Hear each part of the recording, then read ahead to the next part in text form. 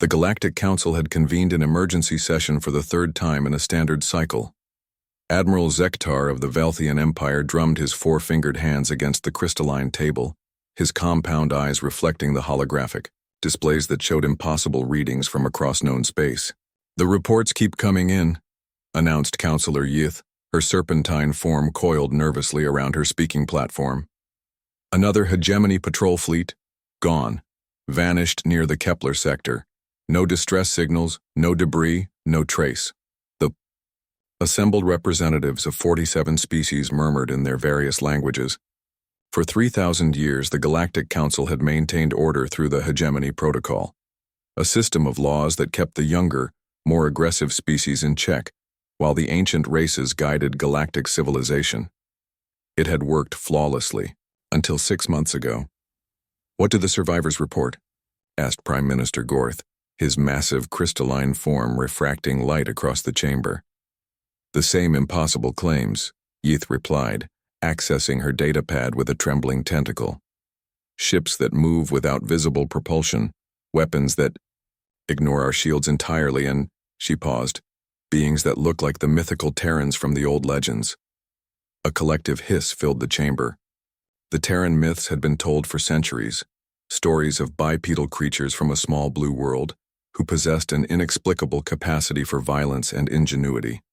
Most scholars dismissed them as cautionary tales, warnings about what happened when evolution went wrong. "Myths don't destroy battlecruisers," Admiral Zektar growled. "Something is out there, and it's systematically dismantling our enforcement fleets." Deep in the Kepler sector, Captain Sarah Chen stood on the bridge of the UES Defiant, watching through the view screen as another hegemony dreadnought powered down its weapons and began broadcasting surrender codes. Around her, her crew worked. With practiced efficiency, their movements coordinated by centuries of human military doctrine refined through countless conflicts. "Ma'am, the Velthian commander is requesting terms," reported Lieutenant Rodriguez from the communications console. "Standard package, Lieutenant. They withdraw from human-claimed systems, recognize Earth's sovereignty, and spread the word that humanity is no longer hiding." Sarah's voice carried the weight of someone who had spent years preparing for this moment. The truth was, humanity had never been myths. They had been watching, learning, preparing. When the first human colony ships had ventured beyond their solar system 3 centuries ago, they had encountered the Galactic Council's scouts. The message had been clear: submit to the Hegemony Protocol or face extinction. Humanity had chosen a third option. They vanished. Using their natural talent for deception and their understanding of human psychology, they had convinced the galaxy that their few contact events were mere legends. Meanwhile, hidden in the spaces between stars humanity had built, they had learned. They had evolved their technology along paths the Council species had never considered, where the galaxy's ancient races had grown complacent with their energy, weapons, and force fields. Humans had remembered the lessons of their violent past. They developed kinetic weapons that turned enemy shields into conducts for devastating electromagnetic pulses.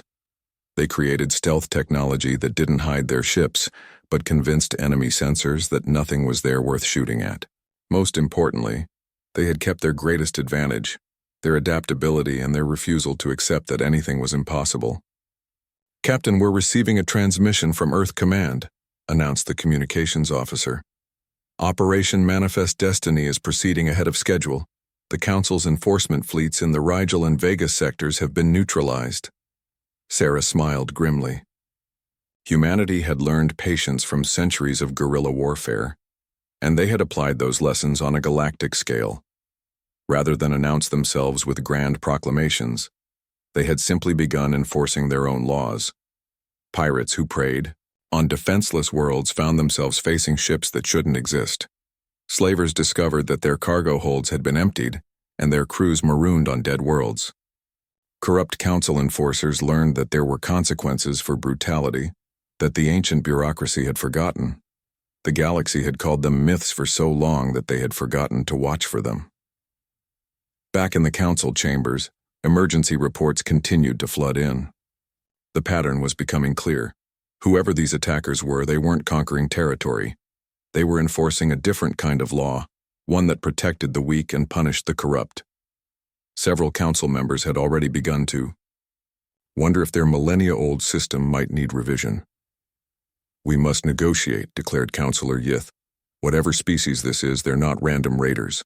They have organization, principles, objectives. You want to negotiate with myths?" Admiral Zektar's voice dripped with sarcasm. "No," came a new voice from the chamber entrance. "You want to negotiate with humans." The being that entered was bipedal, compact, wearing simple dark clothing that somehow managed to look more intimidating than the elaborate ceremonial armor worn by the council's guards. Her eyes, a startling blue color, swept the chamber with the confidence of someone who owned everything she surveyed. "I am Ambassador Elena Vasquez, representing the Human Federation. We've been monitoring your discussion." She walked to the center of the chamber without invitation, her footsteps echoing in the sudden silence. "For 3,000 years you've maintained order through intimidation and force. You've grown comfortable thinking yourselves the galaxy's guardians."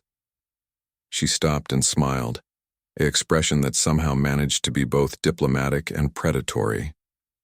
"But humans have always believed that with great power comes great responsibility.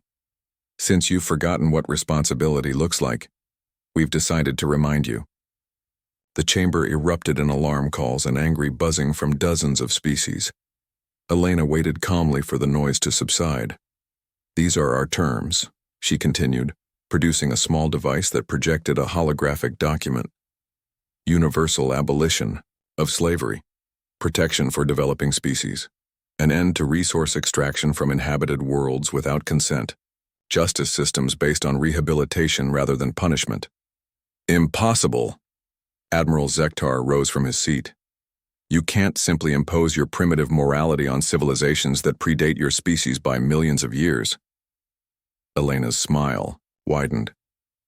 "Admiral, for the past 6 months we've been doing exactly that. Your enforcement fleets now exist at our discretion. Your trade routes operate under our protection.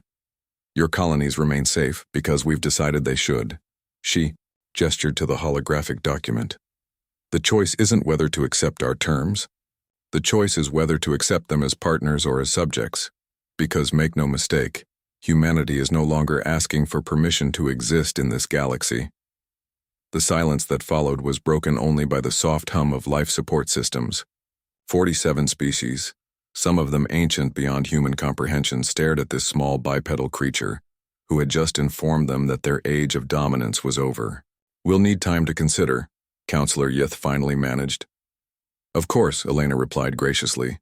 "You have 72 standard hours. After that, we begin Phase 2 of our integration protocol." As she turned to leave, Admiral Zektar called out, "What's Phase 2? Elena paused at the chamber entrance and looked back over her shoulder. "We stopped being polite about it." After she left, the council chambers remained silent for a long time. Outside, through the great windows, they could see the stars. The same stars that had witnessed the rise and fall of countless civilizations. But for the first time in 3,000 years, those stars belonged to someone new.